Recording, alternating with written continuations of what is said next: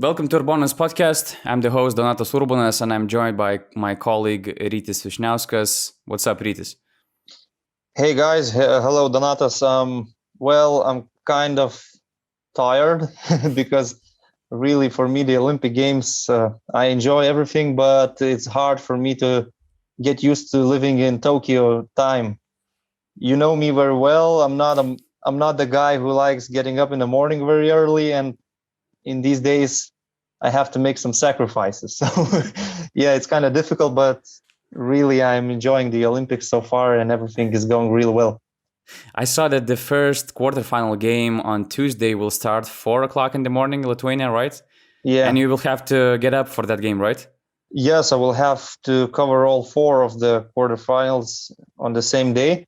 So it's going to be a challenge because I was also covering the NBA finals, for example. It was also 4 in the morning, but the difference was that after the game, I could go home and sleep for 7 or 8 hours. Now I will not have that possibility because besides from basketball, we are still doing some other things with the Olympic Games, as you know. So it's challenging, but it's a great experience for me personally as a young commentator. Yeah, and since you covered most of the games in Tokyo, what are your general thoughts about the level of the competition, about the drama? Well, first of all, I was saying this from the very beginning. The competition system has flaws, and we all see that. I don't really like this thing when you have to choose two best third place teams and all these things. And I would agree with Thiago Splitter. He was tweeting that you need 16 teams and 4 groups of 4 teams. That would work. That would be the best system, I would say.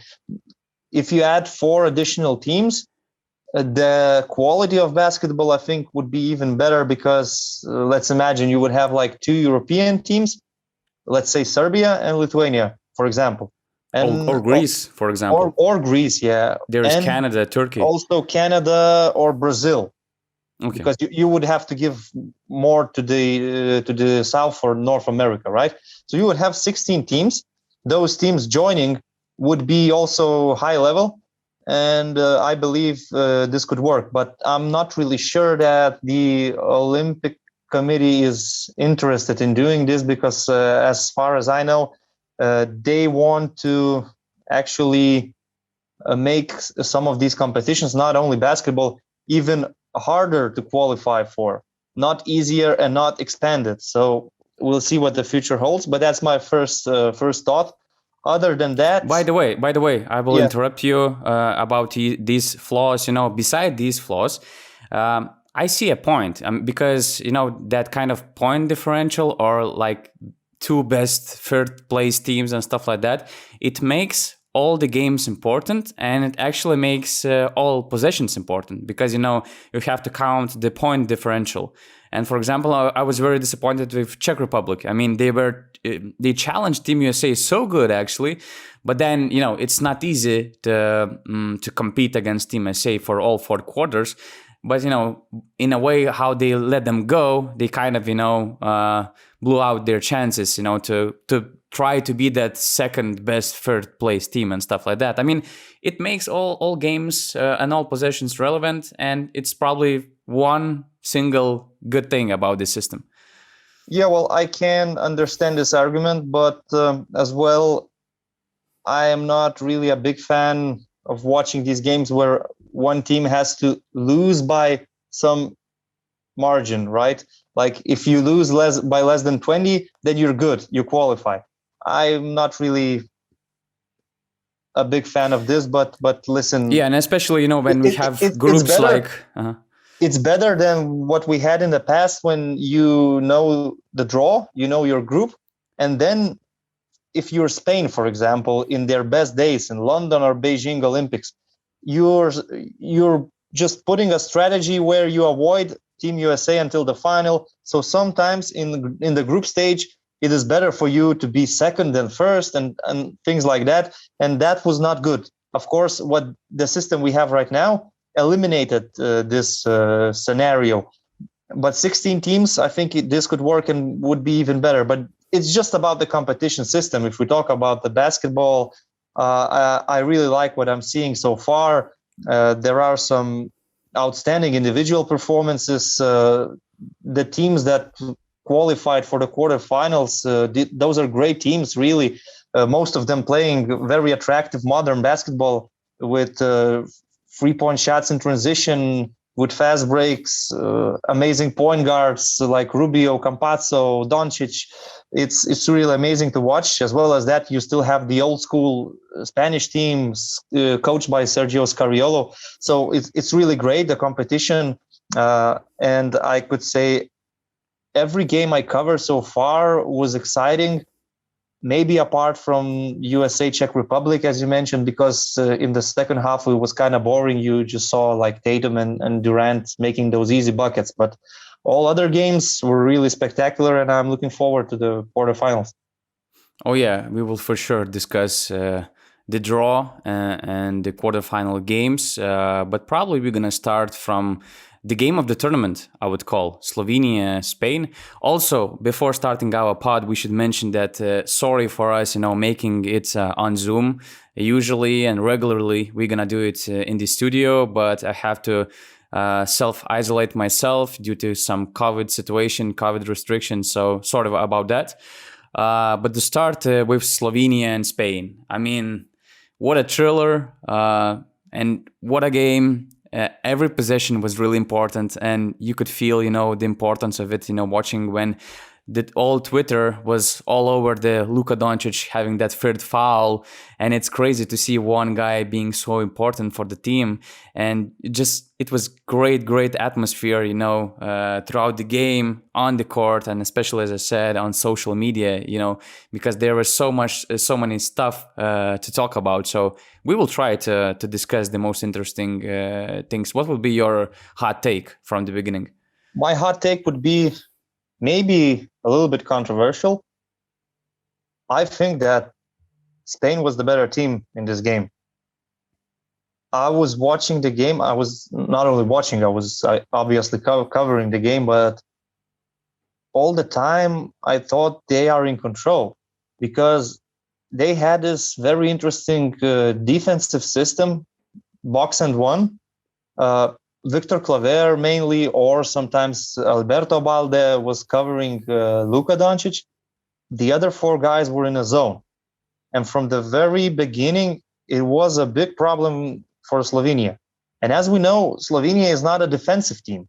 So Spain had open shots all 40 minutes, open three-pointers, right? They just couldn't make them when they needed the most. Let's say we remember the miss from Alberto Balde in the end of the fourth quarter. Also, the shot Ricky Rubio took and it hit the backboard. I mean, they were really prepared. They prepared for this game really well tactically. They were controlling Luka Doncic. They didn't allow him to score. He was limited in terms of field goals. Of course, he found ways to assist his teammates, but he also had the foul problem in the first half. So really, they did all these good things, and I was 100% sure when in the third quarter they made a run that they will win this game. But Slovenia had this incredible energy. I think the offensive rebounds did a lot, and you cannot underrate guys like Žiga Dimec, the way he came in off the bench and grabbed a few rebounds, fighting against Pau Gasol, legend of basketball. And also Klemen Prepelic took some, I would say, important decisions in the game. Luka Doncic, he had a difficult game because of Spanish defense, but Prepelic was prepared. He took some shots. He played some good pick and rolls with Mike Tobey, and they won it. But I still have some mixed feelings because I think that Spain played a good game. They were like 2 or 3 open three-pointers away from winning it. They just couldn't make it. Yeah, but in a way, Slovenia was kind of in the same situation. They also had many good open looks, and that's what makes me scared about. As you mentioned, Spain played a good game. Spain actually is a great team. They're world champions and they're even better than they were 2 years ago. Luka Doncic was contained to 12 points, which is incredible. But still, Slovenia managed to win this game. That's what scares me a lot about the Slovenia national team potential. Because, I mean, hats off to the Spanish national team. They did everything they could to win the game. But it just the fact that Slovenia still, won the game, it so surprised me. Hats off to Scariolo.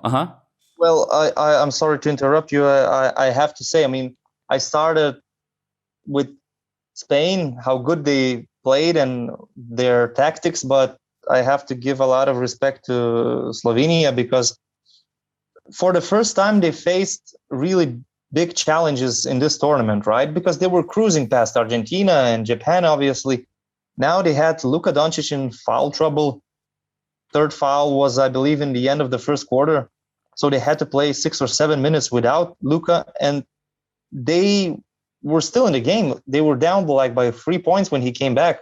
So it means that Klemen Prepelic, Zoran Dragic, Vlatko Čančar, they made some good plays and they stayed in the game. Even though Luka came back and his defense, when he had 3 fouls, I would compare it, if some of you remember, you definitely remember, Donatas, the very last few seasons of Tanaka Bird in Žalgiris, when he was not really playing any defense at all. He was just show some respect somewhere for Tanaka Bird. He's so active on Twitter. When he was following Team USA closely, and he's making some tweets how they should play. So show some respect. I mean, he's a legend, but let's be real. He was not playing any defense at all in his last few seasons. So that was what Luka Doncic did when he had those 3 fouls. But it worked, okay? But when we talk about Luka and him getting that early third foul, are we going just to sit here and pretend like nothing happened with that third foul? Because which was actually, the game changer. Let's say it changed the momentum of the game. As I said, Luka became kind of, zero in defense, and Sekulic needed, to sit down him on the bench for 5 minutes. But actually, that was a moving screen by Alex Abrines. I mean, that was a clear foul for the defense. So I was mad about that third foul, which was called in the end of the first quarter. Well, there could have been a fourth one. If you remember, he collided. Ricky was also doing illegal screens. He was moving, I know. But knowing these referees, it wouldn't have surprised me if they would have taken the decision to give him the fourth foul. And that would complicate things for Slovenia so much. But they didn't. They made the right call that time. It was a defensive foul on Ricky Rubio. And yeah, I would agree with you. And another thing is that these NBA superstars, whether European or American, especially American, of course, but Europeans as well, when they play for 3-4 years in the NBA, the longer they play, the more they get used to it. They don't get in foul trouble in NBA, in regular season games, not even in playoffs. These best players, I believe the ceiling is 4 fouls. You would never see Luka Doncic, Kevin Durant fouling out of a game in NBA. In FIBA, it's possible. Kevin Durant fouled out against France. Luka Doncic was on the edge in this game. So, yeah, I do agree with you that offensive foul, that call was horrible, really. And it could have ruined the whole game for Slovenia. Fortunately, it didn't because, like I said, for 6 or 7 minutes, they played quality basketball without Luka.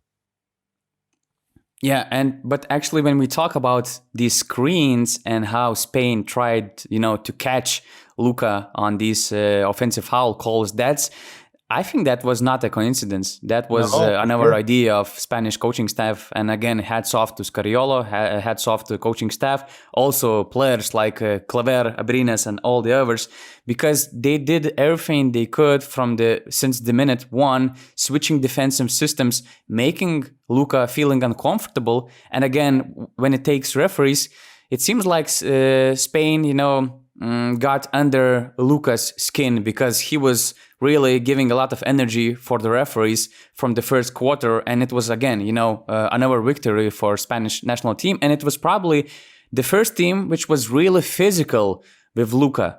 not only trying, to stop him from getting into the paint easily, but also, let's be fair, making some dirty fouls, but just being really physical. Because all other teams, even Lithuania, I mean, when you think about that qualifying tournament final, and when you compare it what Spanish national team did in defense, I mean, there were so many interesting different defensive ideas, how Scariola was switching it. And when we remember, like, just putting Arnas Butkevičius and Tomas Dimša against Luka Doncic, and just hoping that they're gonna stop him.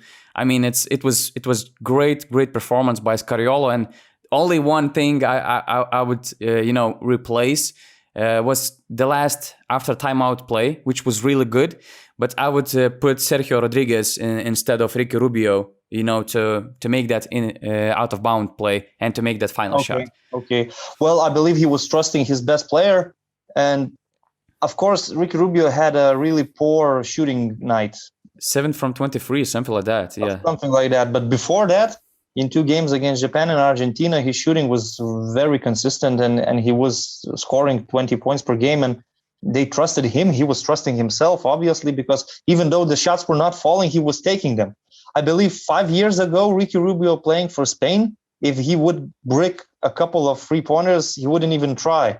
But now he's 30 years old. He is very mature. He was the MVP of the 2019 World Cup, and he really believes in himself. So, okay, he didn't make the shot, but I believe it was a great decision because obviously Slovenians were going to foul them, having a 3-point lead, and making this quick play didn't allow them to make a foul, and they took the best possible shot they could at that point. So, okay, that's one thing. Another thing I wanted to add about Spain trying to stop Luka Doncic, being physical with him. Let's not forget that Rudy Fernandez, Sergio Rodriguez, Sergio Yul, basically, they were like Luka Doncic's parents, right, in Madrid. He was a teenager when he arrived in Madrid. These guys at that time were already, they were one of the greatest players in EuroLeague. They were key players for Madrid. And of course, they know the strengths of Luka Doncic, but they should know some of his weaknesses. Like mentally, maybe he's not at that level where you cannot really do anything to him. Mentally, he can be a little bit damaged. That's what they were trying to do. And as you mentioned, trying to provoke these offensive fouls, it's not a coincidence. Obviously, it was planned. They knew what they were doing, and it worked at some point in the first half, right? So once again, another good thing that the Spanish team prepared for this game. But I'm talking a lot about Spain. I'm obviously wearing a shirt, but let's talk maybe more about Slovenia, how they won this game. Because Spain had, because of their defense, they had to sacrifice a lot of shots from other players. They were limiting Luka Doncic, but they allowed so many spot-up shots, let's say, from Vlatko Čančar, who's a good spot-up shooter. Also watching Čančar, I think that he's a bench player in the NBA, but he's a great EuroLeague material. I would think he could be a great player in most or any EuroLeague teams. Also, Jaka Blažić, all these guys had open shots because Spain was concentrating their defense on Luka, 4 guys defending in a zone, so there will always be open shooters. And the rebounds. In some moments, Slovenians were out hustling the Gasol brothers and all the other bigs Spain has. Let's say Usman Garuba entered the game and he fouled Giga Dimes twice. This just shows that he's still a young player and he is making some mental mistakes. And these are good things that Slovenia did in this game. Basically, they were staying in the game so they would have a chance in the last minute to win it.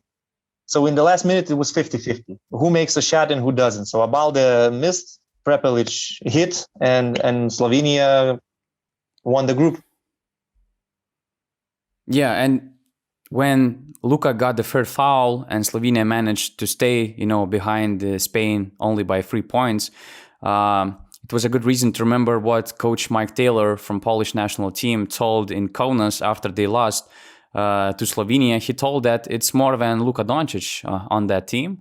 And the second fact, which, again, made another reason to remember his words, was that Luka made the last field goal against Spain in the middle of the third quarter. He was only 2 from 7, and the last time he scored, being in the game, it was like with 5 minutes left of the third quarter. So once again, it was a great example that it's more than just Luka Doncic, how nicely this team was built, how nicely Coach Sekulic, is handling his team. Yeah. All the supporting cast deserves all the respect. As I mentioned, Vlatko Čančar, I'm so happy about this guy because he's a very important piece for this national team. And you just cannot not to love Slovenia when we watched them being up by 1. It was probably the 39th minute of the game, one of the last possessions of Slovenia. Luka, is just making quick pass, being, close to the sidelines of his basket. And Prepelic, instead of waiting for all 5 guys to come for the half-court possession, he is penetrating to the paint and he's making love for Mike Tobey like Kobe did to Shaq in 2000 Western Conference Finals.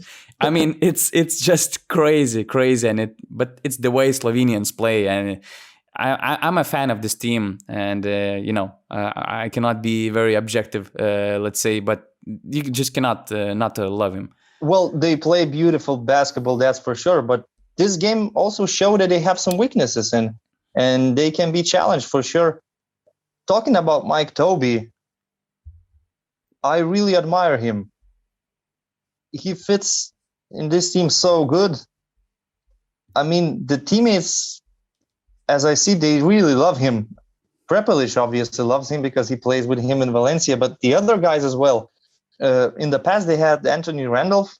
They had success with him. Obviously, they won the Eurobasket in 2017. But when I watched Anthony Randolph in Slovenia's national team, it seemed to me like he is living in his own world. He's part of the team. He's doing all the right things on the court, but not really sure if he was the type of guy that would play cards with other Slovenians after the game. And Mike Tobey, he just looks like a Slovenian already, even though he said that a few months ago he didn't even know where Slovenia is. So yeah, that's a great fit for them, and it's a team built around Luka Doncic, but with the right players in the right places. As we know, Slovenian basketball right now is not in a very good shape, to be honest. They haven't had a club in EuroLeague for, I believe, 7 or more years. In general, Slovenian clubs are not strong financially. And there is this guy who grew up in Madrid, in Real Madrid system. He's leading this team. They have some veteran players. They have some younger guys, some Eurocup level players, and one American center that fits. And it's enough. As we see, it is enough to be successful. So hats off to them. And some people are already on the hype train saying that they're probably the main contenders for gold medal. I would be more careful with that statement, but it's possible. It seems possible right now. Yeah. I see a potential of being a gold medal team because you mentioned that, okay, Spain showed that they are vulnerable, but at the same time, watching that game, it seemed like I was watching at least Olympic Games semifinals, and that shows, that Slovenia won a really important game, and especially when we have to take into the consideration that the loser of this game, let's say. Okay, there was a draw ceremony, but potentially if Slovenia was losing this game, probably they would have met Team USA in the quarterfinals. So that was a big prize of that game. And once again, hats off for Slovenia managing to win it. And we should probably go to the quarterfinals. And Slovenia is playing Germany. It's going to be the first quarterfinal game. I mean, you watched Germans playing. What do you think? What do they have to offer, in order to contain Luka and trying to be at least as competitive as Spain was? Well, I believe this could actually be a tricky game for Slovenia, even though Germany at this point could seem like one of the weaker teams in the quarterfinals. I would say them with Argentina. They are the third place teams, obviously. But when you look at their roster, and also I remember their first game against Italy, where they were really good for like 35 minutes. They just lost the plot completely in the last 5 minutes. They have plenty to offer, to be honest. If we talk about stopping Luka Doncic, or maybe stopping is not the right word, let's say limiting a little bit his numbers, controlling him a little bit, they have a good defensive player in Isaac Bonga. I'm 100% sure that his personal mission in this game will be for 30 or more minutes to just try to do his best on defense against Luka. Other than that, they're a good offensive team. They have big guys who stretch the floor. Johannes Voigtmann from CSK Moscow, Mo Wagner playing in the NBA, and he looks really good in the German national team. They have size, so they can be good on the boards. Of course, their bigs, centers, and power forwards are not the kind of players who play in the post a lot. They are stretching the floor mainly with long distance shooting. But also they have physical guys like Niels Giffey in the small forward position. The only thing they're lacking, in my opinion, is a true point guard. Because Moodolo has to do this job, and to me, he's more of a combo guard. He's a scorer. He's not the guy who, let's say, controls the game. And in this position, I believe they are really struggling without Dennis Schroeder. He would add a lot to this team. Also, there are some other NBA players that are not playing this summer for the German national team, like Daniel Theis and Maxi Kleber. But this is not a big issue because they have other bigs that I mentioned. So Germany is a good team. In one game, they can cause problems to Slovenia. Obviously, Slovenia are the big favorites in this quarterfinal. But I'm looking forward to it because I would say Germany is a team that has a lot to offer. Yeah, I mean, I like them.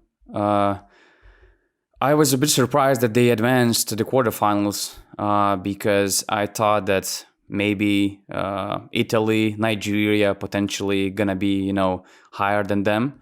And the fact is that they were competitive in all three games, even against Australia. They were competing till the end. Against Italy, they could have won the game. So that kind of, maybe, makes a hope that they can be competitive against Slovenia, at least to try to be, to stay in the game till the last minute. But I'm not sure. I like, and I agree with what you say. I mean, Isaac Bonga, Niels Giffey. They're good defenders. They have size, they have length for trying to contain Luka Doncic. But when I cannot remember the fact that Victor Claver, Abrines, Usman Garuma, they were trying to contain Luka. They did a great job, but it still was not enough. So I just don't think that German can make a surprise in this game. Well, but if this was like a best of 5 series, I would say Germany would take at least one game in best of 5, right? And this is just one game. Both teams are really dependent on 3-point shooting, and when you are so dependent on long distance shooting, you never know. There are some games where you just cannot hit any, and there are some games where everything's falling. So Germany has a lot of shooters, as well as Slovenia. Of course, Slovenia has the best creator, the point god of this tournament, and this is a huge difference maker. And I'm not saying that Isaac Bonga on his own is going to stop Luka and be the national hero. Probably not. But if it's a high-scoring game, Germans have a shot. That's all I'm saying. I'm not making a prediction that Germany will win this, but it's not as easy as it might look for Slovenia. Because let's say teams like Spain or especially Argentina, these are veteran teams. Slovenia can outrun them. The Germans are quick enough and athletic enough. They can run with Slovenia. They can definitely play this fast-paced basketball. The best thing about it is that all 8 teams deserve to be in the quarterfinals. And if you remember the previous system, there were 2 groups with 6 teams, and sometimes, especially the 4th seeded team, was kind of, obvious loser for the quarterfinals. But all these teams, having in mind Italy also, they played a really good basketball, and they deserve to be here. And as you said, I don't see any pair of the quarterfinals where one team couldn't beat another in a single game. So that's going to be interesting. And the winner of Slovenia and Germany gonna face France or Italy. What do you think about this matchup? Well, I think that Zinedine Zidane is going to headbutt Marco Materazzi for sure in this one. but to be serious, I really like the French team. They did beat the United States. Okay, Americans did not have a good game. But France have everything that they need in every position. They are covered from 1 through 5. Even Rudy Gobert is not irreplaceable. They can play with Fall for some minutes. They can put Poirier at 5. We saw Poirier playing at 4, which gives them a lot of size if he goes to the paint with Rudy Gobert. They have amazing scorers and creators in Evan Fournier and Nando De Colo. I admire these two so much. It's a dynamic duo, and they are looking very good in this tournament. Also, they're surrounded with good spot-up shooters like Nicolas Batum and his experience, like Timothée Luwawu-Cabarrot. Pardon my French, maybe that these are not the best pronunciations. But they have everything. They have size, they have athleticism, they have physicality, they have experience, they have scorers, shooters, they have defensive players. They have a guy like Gershon Yabusele, who is really a classical power forward, playing very good basketball for the national team. So in my book, France will go to the final. This is my prediction. They will play the gold medal game. I rate them very highly, and I really enjoy watching them. They have great chemistry. They have Vincent Collet, who has been coaching these guys for a long time. So that's about France, and we will talk about Italy maybe a little bit later, because I want to hear what you think about the French team. Do you think I'm crazy predicting a final? Not at all. I love France. Before the tournament, I thought that either France or Australia are going, to challenge Team USA the most. And French people won't be surprised by your prediction at all, because Rudy Gobert and Evan Fournier before the tournament, they told that their gold medal is their clear goal. And the only thing why I'm surprised a bit surprised the way they play, and they play solid, because they had a really problematic preparation stage. Nicolas Batum and Rudy Gobert joined the team, I think, just before the second exhibition game, and they had 3 friendly games. And it was like they played against Spain without having a practice with the team. Also, Thomas Hertel was always in and out, and because of his injury, and it was not 100% clear if he gonna play in the Olympic Games. So it was a pretty tough preparation stage. But the way they played against Team USA, it was an opener. And I thought that, that France will need some time to build up, to reach their goal. But they won the group. They finished the group stage 3-0. They for sure gonna play better, but they're already solid. And I love them. You mentioned a lot of reasons why they're so good. And the best thing is that in 2019, they built a chemistry, and the core is there. They're only missing, damn, I forgot the player they're missing. I might... Ntilikina got hurt. Yeah, Ntilikina got hurt. But he's with the team. Yeah, he's with the team. Albc is also with the team, even though he's not playing that much like he was playing in 2009. And they have now Thomas Hertel. I think it was Ambat and Baya. maybe I'm pronouncing the surname bad. But anyway, I mean, they have the same core. Their best players like Fournier, for example, or Rudy Gobert, they're at their peak of their careers. They have a good chemistry from 2019. Vincent Collet told that it was the best chemistry he ever had in French national team, and he's with the team for like 10 years. And they're just, building up, and I wouldn't be surprised at all watching them in the final game, and I wouldn't be surprised at all watching them with a gold medal on their neck. So your prediction is not crazy at all. And the Rudy Gobert factor is much bigger than it was like in Rio Olympics in 2016. He got used to playing in the international basketball a lot more throughout the years. And when you don't have the defensive 3 seconds rule, as in the NBA, he's just the rim protector. He can stand there for 10 seconds and adjust every single shot that the opponents are trying to take. You have to take these crazy floaters if you want to make a shot over Rudy Gobert. And when you limit the defensive 3 seconds, these type of rim or paint protectors, they're really the game changers. It doesn't necessarily mean he's going to get very big numbers, but he is adjusting every single shot that their opponents would take from the paint. And as well as that, he's being replaced with Mustafa Fall, who is very big and very strong also. So if we look at the matchups against Team Italy, the matchups are really favorable for France because Italy doesn't even have a center. Nicolo Melli, who is a stretch 4, he's forced to play as a center. They are lacking muscle under the basket. They are lacking size. Italy is just crying for a strong center, and it has been their number one problem for years.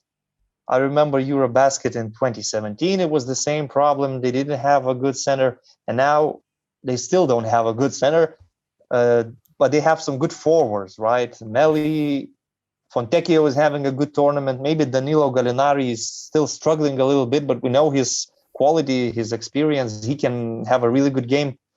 They have Nico Mannion, who is like surprise of the summer.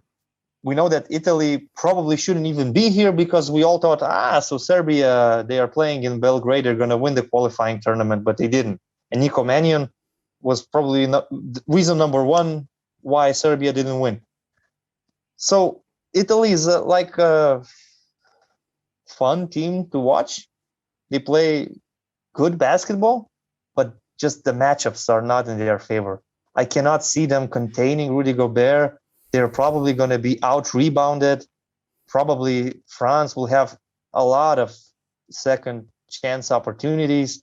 And I just don't see a scenario where Italy would take this game. Yeah, but the matchups were not in their favor since the Olympic qualifying tournament. Yeah, but I agree.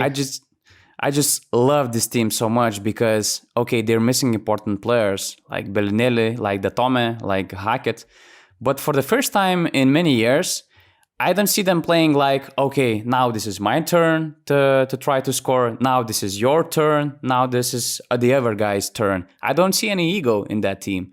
I see some solid veterans like Gallinari, like Melli, Polonara, let's say, and I see young, hungry guys like Mannion, first of all, and of course Fontecchio, who actually apparently became a main go-to guy for Italy national team. They're sharing the ball. I like the way they play together. The chemistry is there, even though there were a lot of discussions in Italy because there were some scandalous quotes by the president of the federation, like questioning Datome's or Bellinelli's decision not to play for the team, because he mentioned that if you're not playing for the Olympic team, it's not like, that means that you're not a real champion. There were some, let's say, not nice situations where Abudo Abbas was left out of the team because Gallinari, they took Gallinari for the Olympic Games, even though he didn't play in the Olympic qualifying tournament. And Abbas was hurt because nobody from the federation reached him out. But I mean, despite all these issues, they're playing so nice together. They're fun to watch. They're having that nice underdog story. And I don't know, there's so much to like about the team. And for sure, we have to respect and to give a credit for Coach Sacchetti from, starting from managing to beat Serbia in the Olympic qualifying tournament, then to managing to make a nice team without their main players. And he's running a completely new team. He's building the chemistry, and it's just crazy. And when you think about, for example, I love Nico Mannion's story because like 4 years ago, he was among the final cuts for USA U16 team, I guess, or U17, something like that. And Italy, his father is American and his mom is from Italy. And he grew up, he was born in Italy, but later he went to live in United States. And when Italy, got information that he was among the final cuts for the USA U16 team, they quickly reached him out, and they managed to convince him to play for Italy. And despite the fact that he's only 20-year-old, he runs the team like a veteran.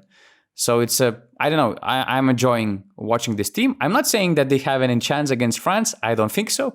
But them making the quarterfinals, them playing nice basketball, being competitive in all of their games, it's already a huge victory. Well, speaking about Nico Mannion, he's a great prospect. Obviously, he's playing in Golden State. He's learning from the very best.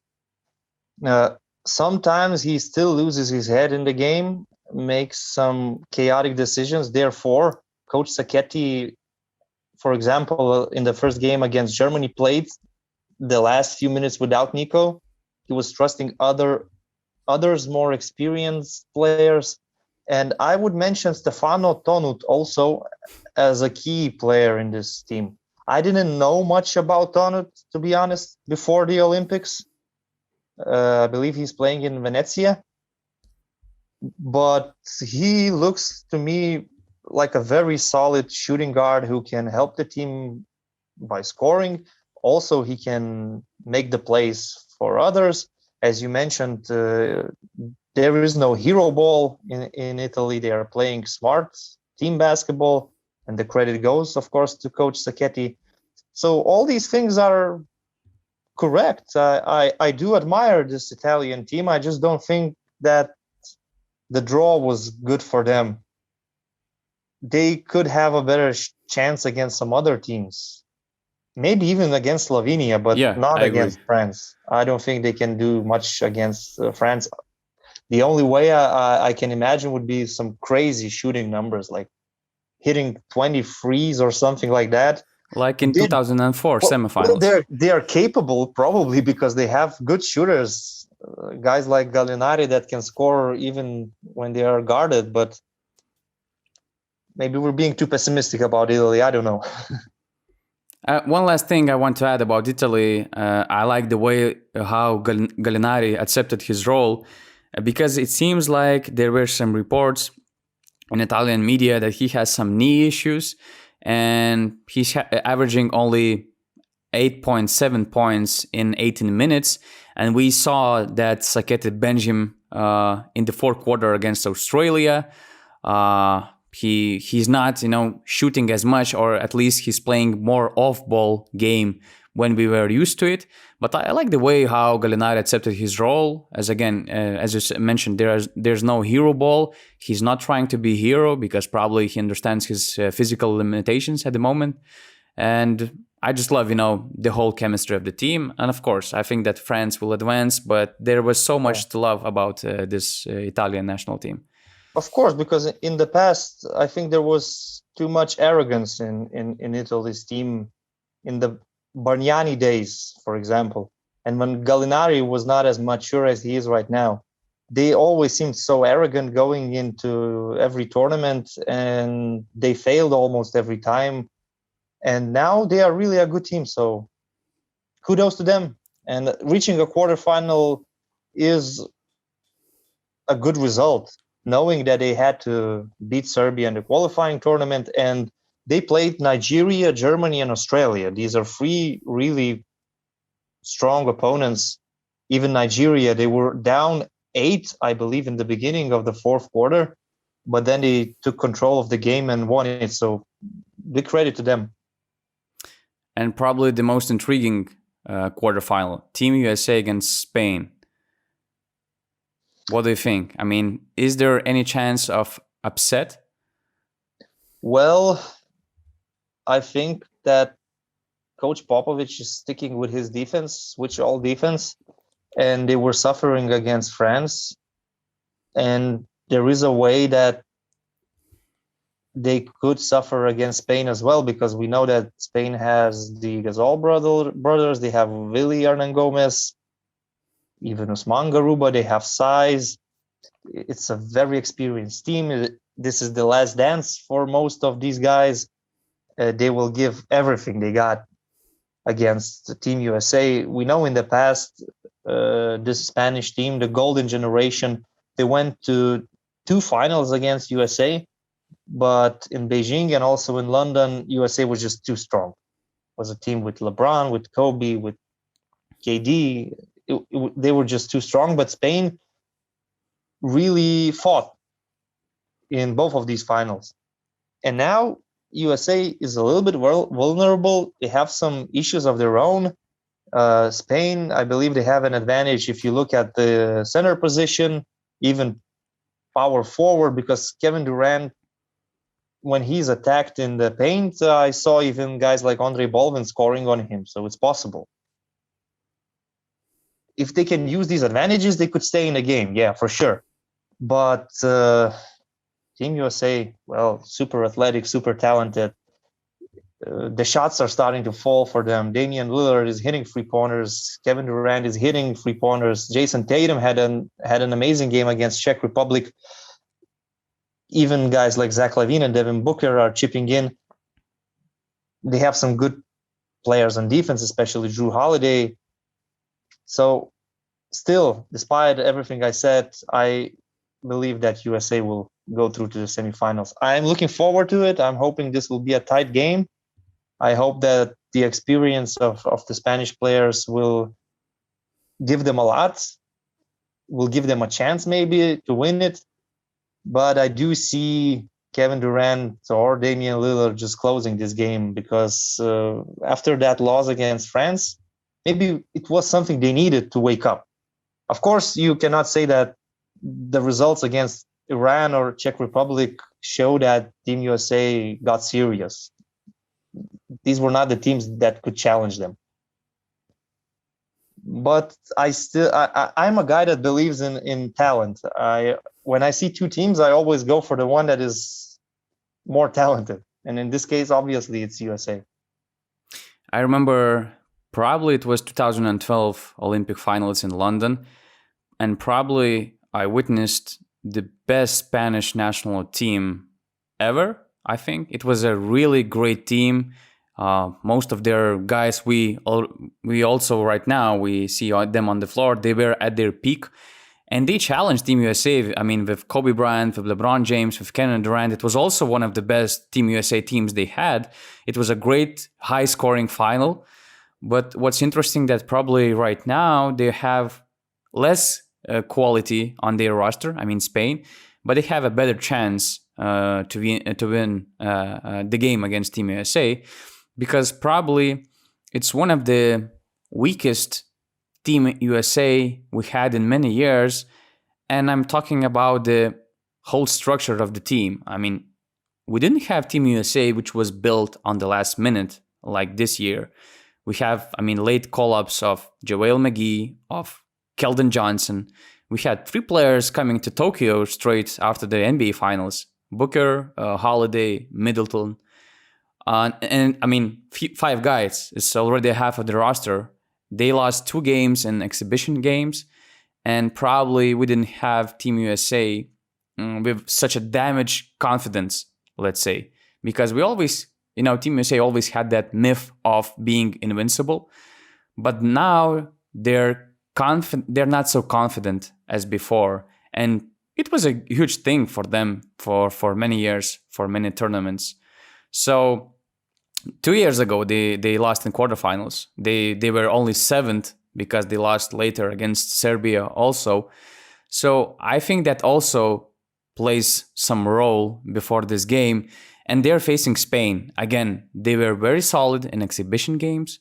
They won against Spain in one of the friendly games. It was the last friendly game again, I think. But what was interesting that Greg Popovich played all his main guys like 30 and more minutes. Meanwhile, Scariolo was experimenting a lot, let's say focusing more on load management and stuff. And I like the way Spain played in this tournament. I think they were really solid. I like Ricky Rubio's leadership. I think that Marc Gasol still needs to step up. But most of the other guys, they're playing good. And I see Spain beating Team USA. But the thing which we have to understand that with more games into play, with more time, I think I'm stuck, right? Do you see me clearly? No, you're stuck. Okay, just a second. Probably now it's better. Yeah, now it's okay. So I wanted to finish with the idea that with more games, with more time, Team USA is also building up. And despite the fact that they're going to have to face huge opponents to win the gold, I mean, now it's Spain. Later it's going to be Slovenia if they will advance. Then France, I guess, in the finals. If I'm correct or no. I believe it would be like this. If they would go to the semis, they would face Australia or Argentina. Right? Give me a second. Check the brackets. Yeah, I'm checking Basket News bracket. Yeah, they will face Australia, which is a great team. The team I love. Australia, yeah. Yeah, and the finals, it would be France or Slovenia, let's say, most likely. And these teams are great. So it's not going to be easy, but with more time, we're going to see probably more solid Team USA team. Well, for me, it would be interesting to see how the Spanish veterans will handle the physicality and athleticism of this American team, because obviously the United States have really strong players in every position, super athletic players.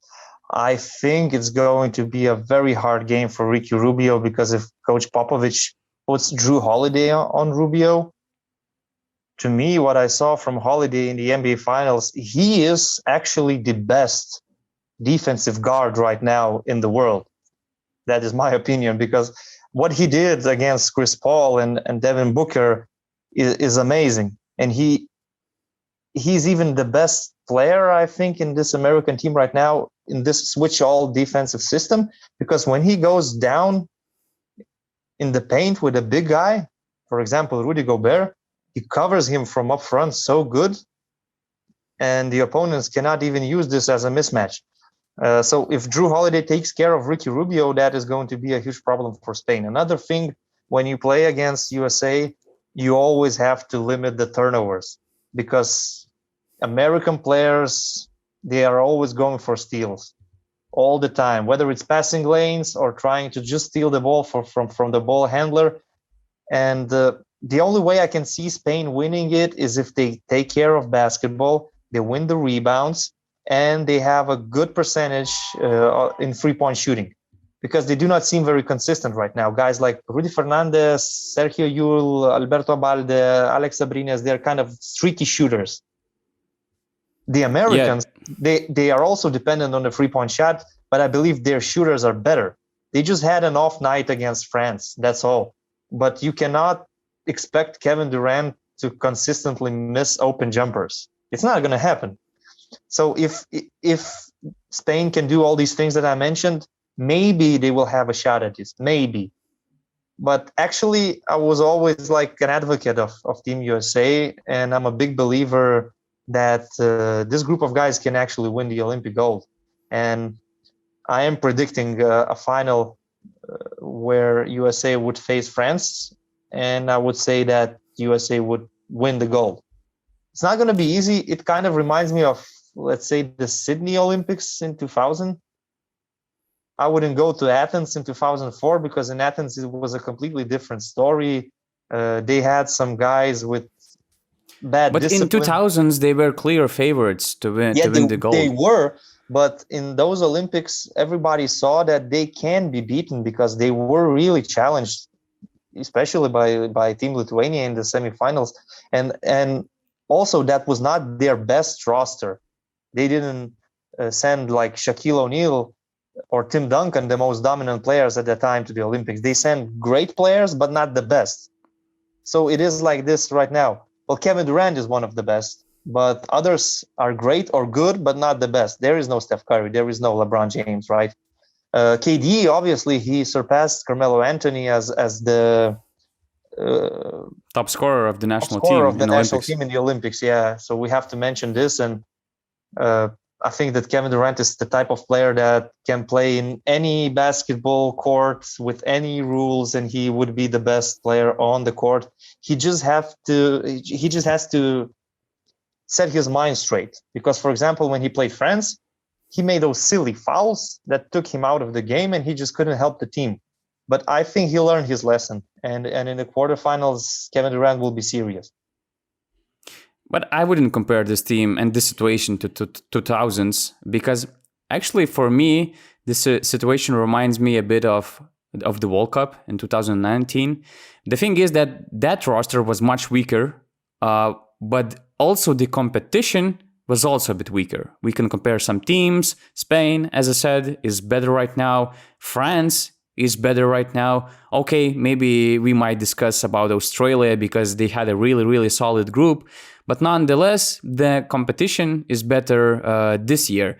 And the actual fact that we're having the discussion where we have some doubts if Team USA will win the gold, it's already a victory for the international basketball. And before the tournament, I said that I see Team USA losing one game. The problem is that it came a bit earlier, so maybe that was their only, loss, and they might go, straight to the finals and winning the gold. But in overall, as I mentioned, if you're talking about Spain, like if they will limit their turnovers, they're not making so many turnovers, 13 per game. They have great guards, so they can control their turnovers. Okay, I think that Spain is a better team than making 35% of three-point shots because they have so many good shooters. There was also one other thing you mentioned. I just don't remember. Probably controlling the paint, matching the physicality and rebounds. I mentioned the rebounds, yeah, and I also in the beginning mentioned like using their advantages, which means the size advantage. Feeding Marc Gasol in the post. If the Americans are switching everything, you just have to play some old school smart basketball where you take what the defense gives you, and obviously they would give you mismatches in the paint. So if let's say Pau Gasol can remember his best days playing back to the basket and scoring, it could be a big problem for United States. As we see, Coach Popovich is playing with Adebayo at center, and he's switching everything, or Draymond Green.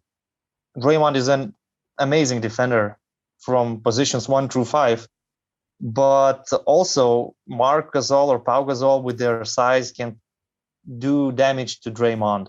And it doesn't seem to me like Coach Popovich is willing to trust JaVale McGee with some real minutes, because McGee is the only really big center that could be the rim protector for Team USA.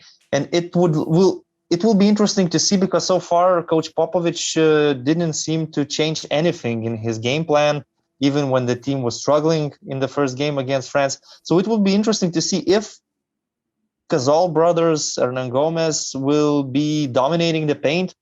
Will Coach Popovich change the defense from switch all to something else? Will he trust JaVale McGee? Because I don't think so. I think Coach Popovich just believes in his system so much that he will not make any in-game changes. But we'll see.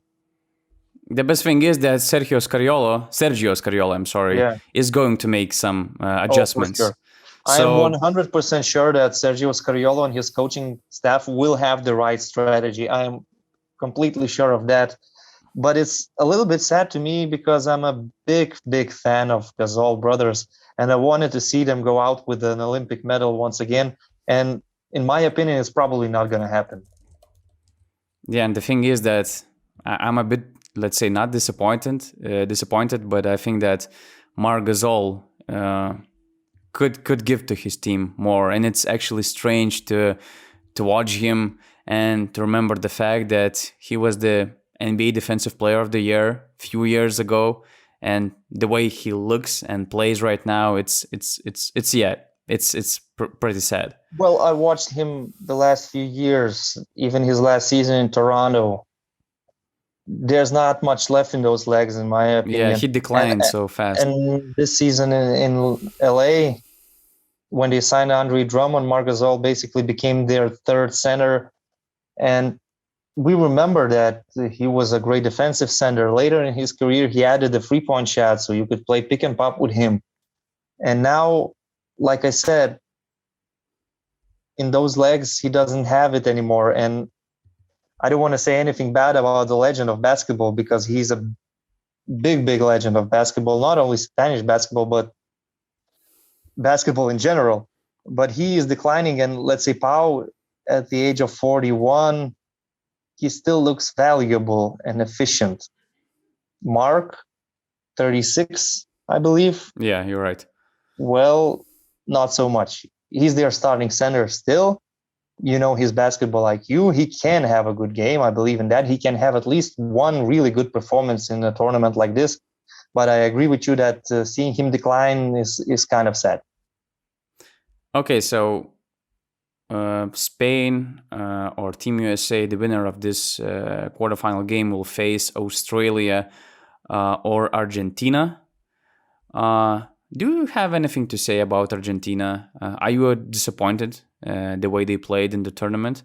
Because they are having really tough summer. They lost all their exhibition games.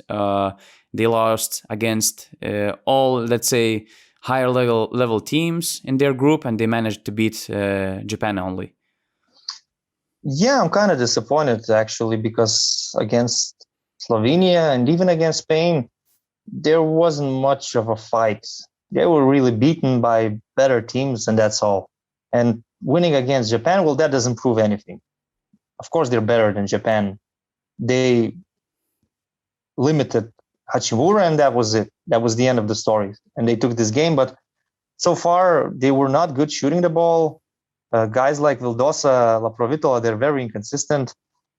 I admire Facundo Campazzo. He's one of the best playmakers in the tournament, and he's doing some great things. Today, he showed those flashy passes and everything. But they lack depth. Their bench is not very strong. As I understand, Patricio Guarino got hurt, so they lost another player. Now, Coach Sergio Hernandez has to look at his bench and think whether guys like Vaulet can give me some minutes. So it's a very short rotation. And of course, Luis Scola, he's a legend. He's scoring. He's still doing some great things on the court.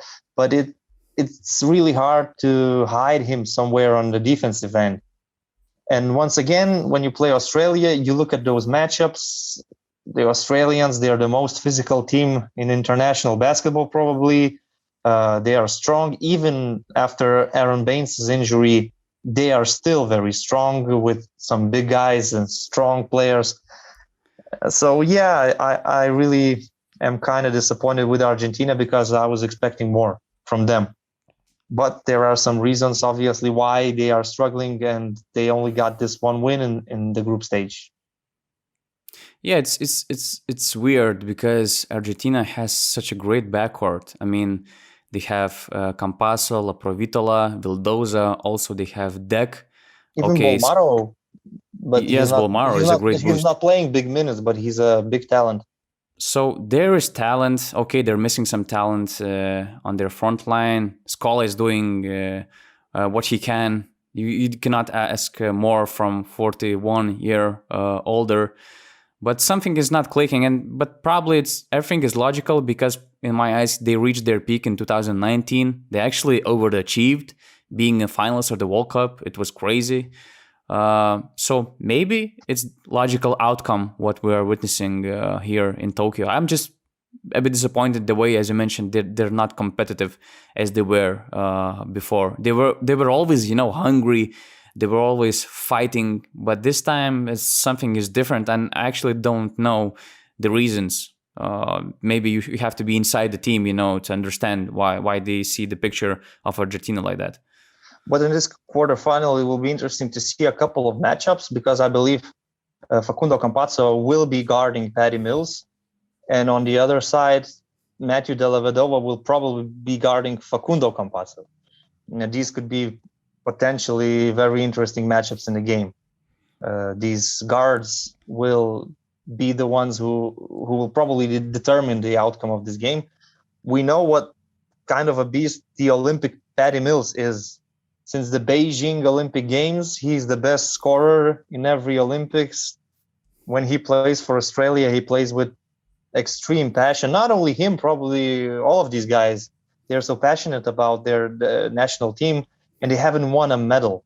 The motivation inside of that team is just at the maximum level, because in Rio 2016, that foul call against Sergio Rodriguez really robbed Australia of bronze medal. In 2019 World Cup in China, also some strange calls by the referees, and they lost in overtime against Spain. They were unlucky once again, and they finished fourth. And I really support Australia. I want them to win a medal finally. Argentina, as a nation and as a national team, they have the Olympic gold. What more can you ask of? I mean, Luis Scola is an Olympic champion. Obviously, not Campazzo, Vildosa, or La Provitola, but they played in the final of the World Cup, most of these guys. And at this point, I think that Argentina, from all 8 teams that qualified, are the weakest team from what I saw in the group stages. So that is my Not opinion. the talent-wise, but the way they played. Yeah, I agree. Even though I like Argentina, I like most of their players. Let's say Gabriel Deck, the development he made from his days in playing in Argentina, then moving to Real Madrid, and now becoming an NBA player. He is a forward that can do all these tasks that the coach needs on defense, and he always hustles for every ball. So these players are great. Even when Scola retires, he will probably retire after these Olympics. They will still have this core of players that could qualify, let's say, for the Paris Olympics in 2024. Talking about the retirement, the best thing about Argentina in Tokyo was the tweet about Argentina. Igor Tsurkovic from FIBA, he tweeted that one day Facu Campazzo and Nicolas Laprovitola and Luka Vildosa will all retire, and then who's gonna pass the ball to Luis Scola? So I think it's the best thing about Argentina. But talking about Australia, there's so much to love about them, actually. I love Australia. Before the tournament, we made the power rankings of the Olympic Games, and I put Australia as my team number 1. Of course, Aron Baynes' injury is a game changer, and probably we discuss it more in detail. But there's so much to love about this team. And besides, Patty Mills, Joe Ingles, it's easy, to focus about them because they're playing great basketball, especially Patty Mills. He's just incredible. But what I like the most is the new guys on that team. For example, Dante Exum and Matisse Thybulle. I mean, the same, for example, the last game against Germany, when it was a tight game, Australia created the difference with 3 steals in the last minutes of the third quarter. And these steals came from Exum and Thybulle. They're both long, they're athletical, they're always hustling, and they add something which Australia was missing for all these years. For example, Bogut was the best passing big in Australia. He was great, but in the last tournaments, I mean, when you have Bogut on the court, you have to limit yourself in a way how you can play defense. Bogut is obviously, guy to attack in the pick and roll game. But when he's out, I mean, yes, Australia is missing a great passing big. But at the same time, you have Patty Mills, you have Delhi, you have Ingles. I mean, there are enough guys who can share the ball, who has a great basketball IQ. But the thing was, what Australia was missing, that kind of the level of defense length on the perimeter and the way how these guys can improve you on the defensive end.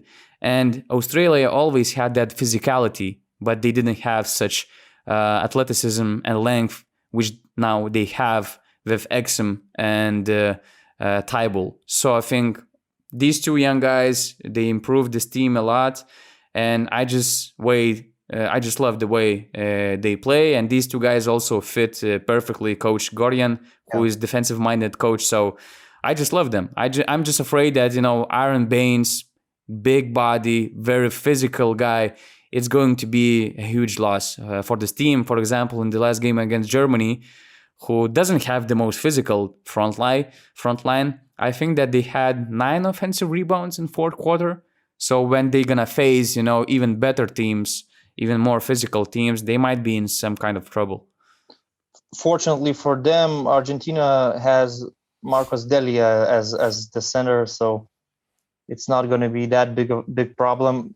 But yeah, Aron Baynes, when Bogut retired, so Baynes obviously became the main guy.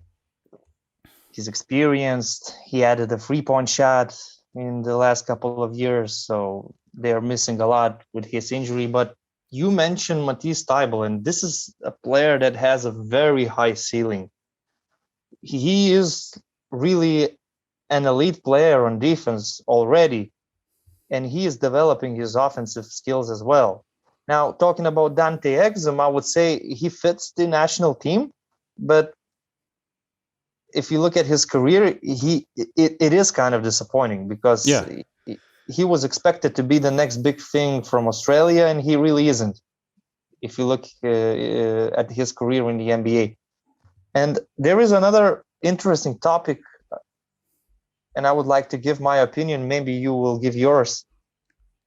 Right now, at this very moment, if you add Ben Simmons to this team, I don't think they would benefit from that.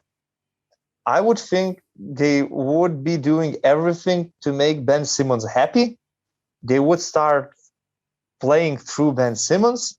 It would destroy this chemistry they have right now. And even though Ben Simmons is one of the best defensive players in the NBA, I don't think that right now Australia needs him. That is my opinion. Maybe you don't agree with me. I agree. I think that Matisse Tybal is a much better fit when Ben Simmons, because he doesn't require the ball. And, he brings great defense. He doesn't require the ball. You don't have to, make your game around him. And there are enough playmakers, ball handlers in Australia with Mills, Ingles, and Delhi. So, yeah. And Ben Simmons, he probably would struggle in FIBA rules, first of all, because in an NBA open court, he feels a little bit better, especially in the regular season, if it's not the playoffs. Here, he would be limited. We know he doesn't have a jump shot, so the offense would collapse probably. And last thoughts about Australia, I think this is the team that nobody wants to play against, because when you're facing Australia, the physicality levels are enormous. There are elbows flying everywhere. Sometimes it looks like a rugby match. Then you have Joe Ingles trash talking all over the court. I mean, he's the number one trash talker in the Olympic tournament for sure. Also, you have like Matthew Dellavedova, who is going to dive for every single ball. He is going to make sort of football tackles. I mean, nobody wants to play against Australia, because playing against Australia puts you at risk of getting hurt. Because the Australian players are not afraid of getting hurt, but they can hurt you as well in the process of doing that. So, yeah, I cheer for them. I know that some of Lithuanian coaches also admire Team Australia, and everybody agrees that they deserve a medal finally, because they were so unlucky in so many moments in the past. That's the thing which scares me off a bit, because especially after Baynes got injured, I mean, I cheer for Australia a lot, as I said. Yeah, I mean, they were my number one team before the tournament, but now it's, let's say, potentially very real that they might finish fourth because you can have Spain or Team USA in the semis, also France, Slovenia, and these are really good teams. So there's a high risk of being, left out of the podium again, and it would be just terrible for Australian basketball. But probably we both agree that they are going to go past Argentina. Oh, there's no chance for Argentina. So if you are in the semis, then okay, you have 2 shots. If you don't make the final, you play for bronze medal, and maybe those flashbacks from the past will not haunt them. And now having guys like Matisse Tybel, maybe this is the missing piece and they can grab a medal. I hope so. So yeah, we can finish our pod with the last part, and we will try to make our all tournament 5. So far, yeah, from the group stage. Yeah. So let's go one by one, probably. Yeah. What do you have for your point guard? Okay, probably we're gonna have our 5, let's say, in a more like positionless basketball. Yeah, we cannot say that we have like strict positioning. I love the idea. I love the way you complain about Olympic. Let's say, I don't know if it was FIBA or what, who positioned Luka Doncic as a small forward. Yeah, he can be a small forward on defense, but I mean, he is the point guard, as I mentioned. He's not even the point guard. He reached the level of Jason Kidd or Chris Paul or Steve Nash, and he can be qualified as a point guard. Magic Johnson. Yeah. And, well, once again, about these positions, I can say that Luka Doncic is my point guard, right? But then I would mention the other guys. So I have Ricky Rubio also in my 5. So let's say that Ricky Rubio is my point guard, okay? Obviously, I will have Doncic as well in my 5. Okay, I took Patty Mills for my 5. So I have Patty Mills as a number 2 because he's a scorer, he's a shooter. I mean, again, my 5 was, let's say, without specific positions because I have probably 3 guards on my 5. Yeah, so let's just go through all these 3 guards. Yeah, I was taking Patty Mills instead of Ricky Rubio. Okay. I mean, I was comparing these 2 guys, and probably the last thing why I took Patty in my 5 because the way he was playing, the way Australian national team was playing, and Ricky wasn't at his best in the last game against Slovenia, and they lost. They were second team, so that was the only reason why I took Patty. But Ricky was, before that game, he was having amazing tournament, and it starts from 2019. Yeah, I can completely understand that the last game, today's game, changed your mind maybe or help you to make up your mind. But I have Patty Mills like a shooting guard in my starting 5 of the tournament. Ricky Rubio, he's the floor general. He has computer type of brains, and he is controlling the game. He's making the right decisions. His passing is, I mean, he can't be compared to Luka Doncic in terms of passing abilities for sure. And before today, he was shooting very well in this tournament. His shooting numbers were great, but we all know that he is not sort of a sharp shooter. So maybe it is normal that after 2 great performances, he had a game like this today.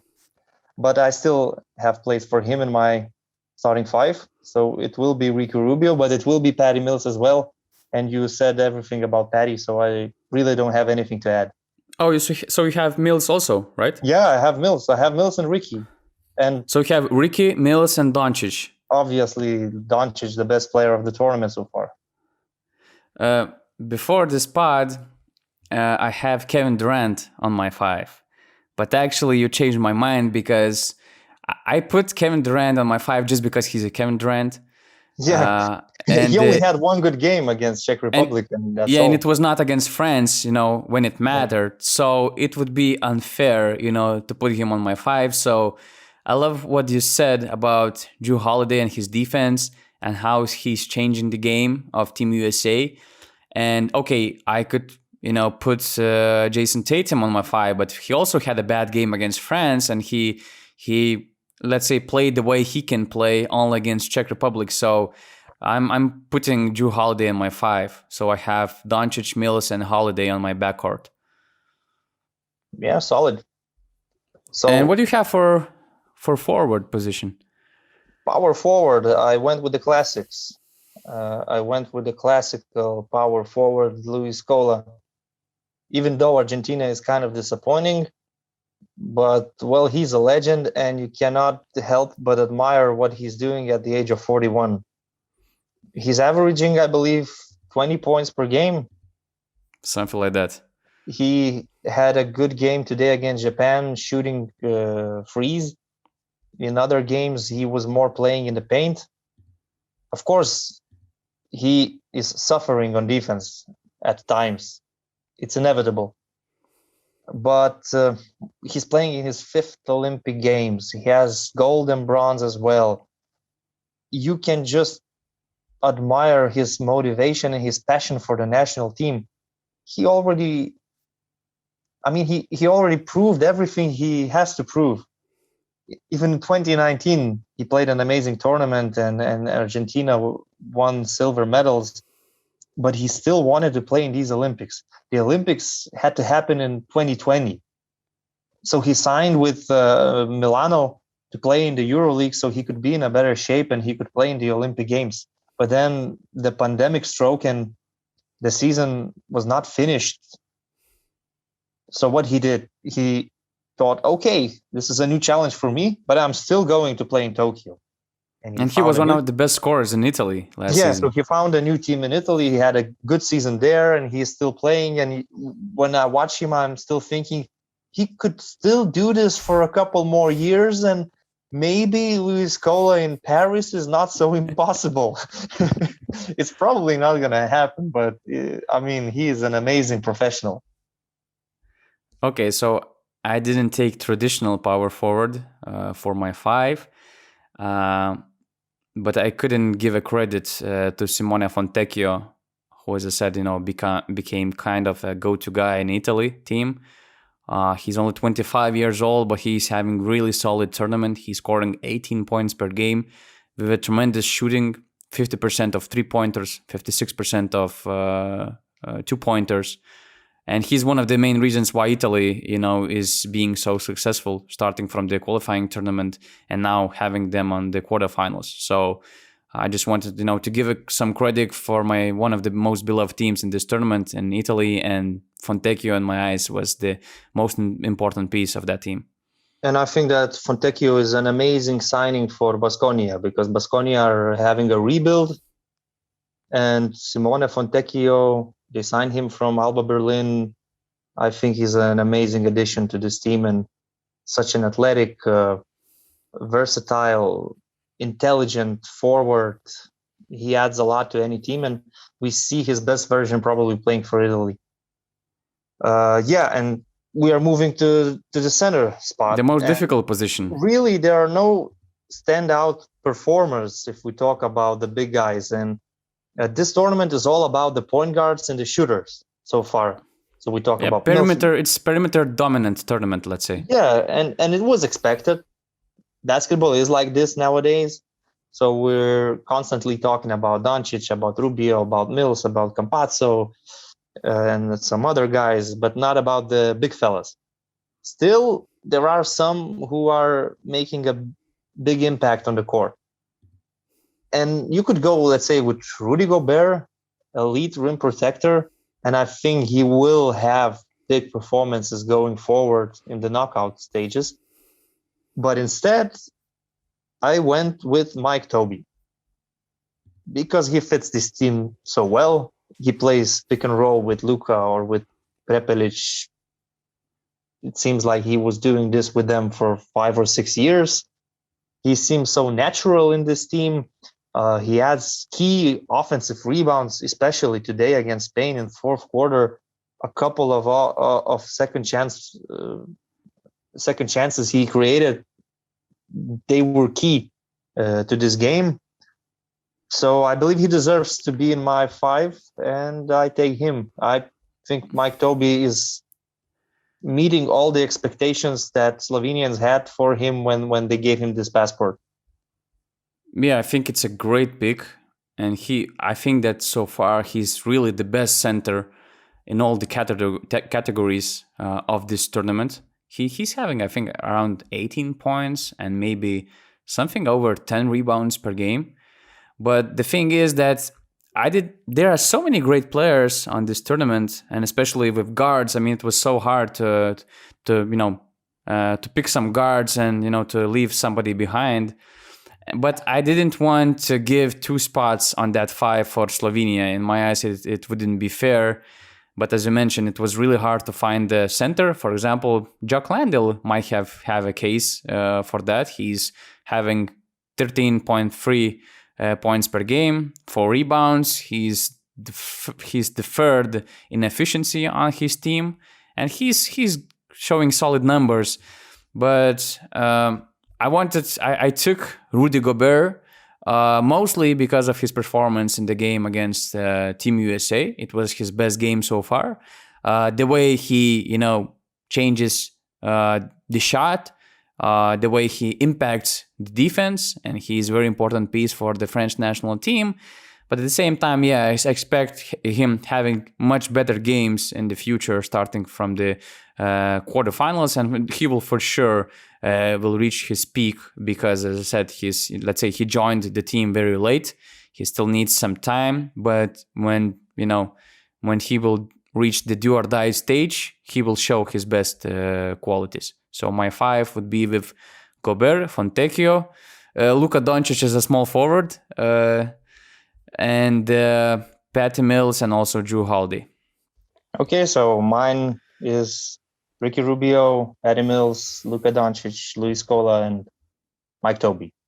Yeah, I think your choices were also good, and you had some arguments to back your choices, so I cannot disagree with Rudy Gobert, let's say, for example. And you can actually leave your opinion in the comments about your top 5. Definitely. And really, I have to apologize for speaking so slow in this podcast, because believe me, I'm really tired. I'm lacking sleep after all these broadcasts and television. So next time it will be much better.